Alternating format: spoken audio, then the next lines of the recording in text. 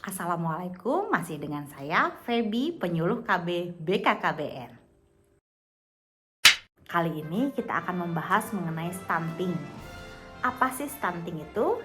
Stunting adalah kondisi di mana seorang anak mengalami pertumbuhan dan perkembangan yang tidak sesuai dengan usianya. Disebabkan karena apa? Karena kekurangan gizi dan infeksi yang berkepanjangan atau berulang. Ciri-ciri stunting itu seperti apa? Biasanya anak-anak itu lebih pendek daripada teman-teman seusianya.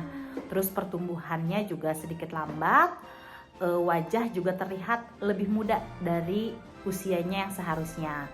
Terus pertumbuhan gigi juga lambat, performa fokus belajarnya, memori belajarnya juga lambat, terus berat badannya itu cenderung tidak naik.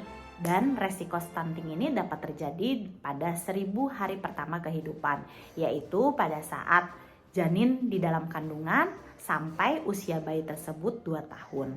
Bagi ibu yang sedang hamil, sebaiknya dari sekarang kita mulai jaga nih perkembangan anak kita di dalam kandungan. Dengan caranya seperti apa? Dengan selalu memeriksakan kehamilan dan pasca persalinan ke fasilitas kesehatan. Dan untuk selanjutnya dilakukan apa? Dilakukan pemeriksaan fisik.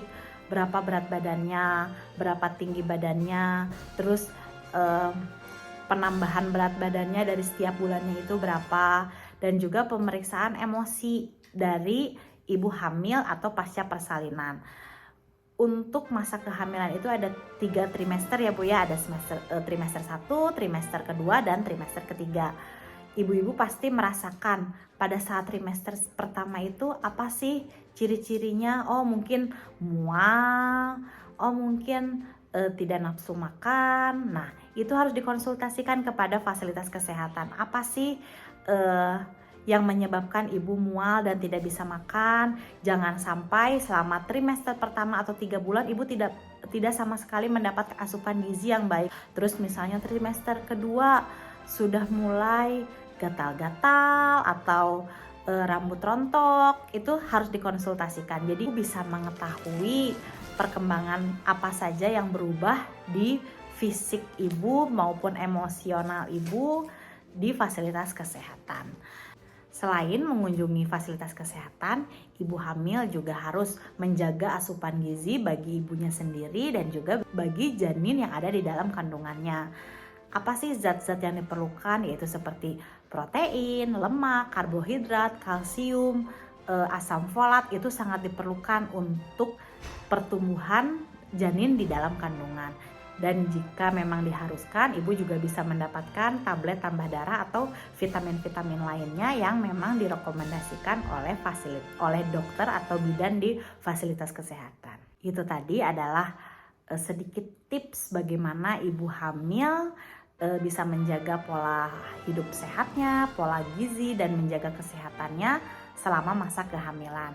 Dan sekarang kita sedikit bahas mengenai ibu yang memiliki bayi di bawah 2 tahun atau balita. Pada bayi di usia 2 tahun, kita harus memantau pertumbuhan dan perkembangannya. Apa sih perbedaan pertumbuhan dan perkembangan? Untuk pertumbuhan itu sendiri biasanya terlihat ya seperti berat badan, terus tinggi badan. Sedangkan untuk perkembangan itu yaitu kemampuan dari anaknya. Apakah anak di usia 2 bulan itu bisa berinteraksi dengan mamahnya, ataukah anak di usia 6 bulan apakah sudah mulai bisa merangkak atau duduk atau dan lain-lain seperti itu. Jadi terlihat ya perbedaan antara pertumbuhan dan perkembangan.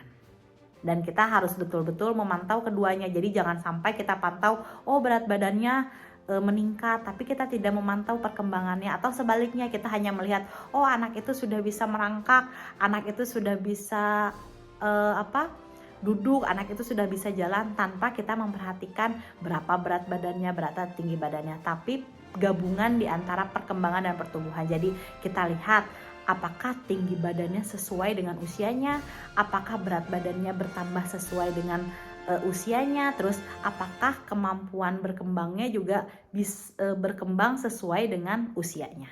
Faktor potensial terjadinya stunting pada anak yaitu pada berat badan lahir rendah, yaitu apabila berat badan anak di bawah 2.500 gram atau di bawah 2,5 kilogram. Terus panjang badan lahir pendek yaitu di bawah 48 cm. Dan yang selanjutnya itu bayi tidak mendapatkan imunisasi dasar yang lengkap. Untuk tumbuh kembang anak yang optimal tentunya diperlukan kebutuhan dasar anak yang harus terpenuhi. Yang pertama kebutuhan fisik atau biologis, yaitu kebutuhan sandang, pangan, papan seperti nutrisi yang baik, imunisasi, kebersihan tubuh, lingkungan, pakaian yang bersih, kesehatan, pengobatan, olahraga, dan bisa beristirahat. Terus yang kedua yaitu kebutuhan kasih sayang dan emosi. Jadi harus ada ikatan antara anak tersebut dengan orang tuanya. Dan yang selanjutnya yaitu asah. Jadi anak itu sedini mungkin dilatih kemampuan sensorik, motorik, emosi sosialnya, bicaranya, kognitifnya, kemandiriannya, kreativitasnya, kepemimpinannya, dan spiritualnya. Faktor yang sangat penting juga harus dipenuhi untuk tumbuh kembang anak yaitu pertama, anak mendapatkan ASI eksklusif. ASI eksklusif sendiri diberikan kepada bayi sejak lahir sampai bayi tersebut berusia 6 bulan. Setelah 6 bulan ditambahkan dengan makanan pendamping ASI. Nah, mungkin cukup segitu dulu ya pembahasan mengenai stunting dan bagaimana cara kita mencegah supaya anak-anak kita terhindar dari apa itu yang namanya stunting. Dan jangan lupa bagi ibu hamil setelah pasca persalinan segera tentukan akan menggunakan alat kontrasepsi apa. Dan untuk ibu yang memiliki baduta, jangan lupa untuk juga menggunakan alat kontrasepsi supaya pengasuhan kita kepada anak itu bisa maksimal. Mungkin cukup segitu dulu ya informasi mengenai stunting dan bagaimana cara mencegah supaya anak-anak kita tidak terpapar stunting. Semoga informasi ini bermanfaat bagi ibu-ibu semua. Salam KB, berencana itu keren.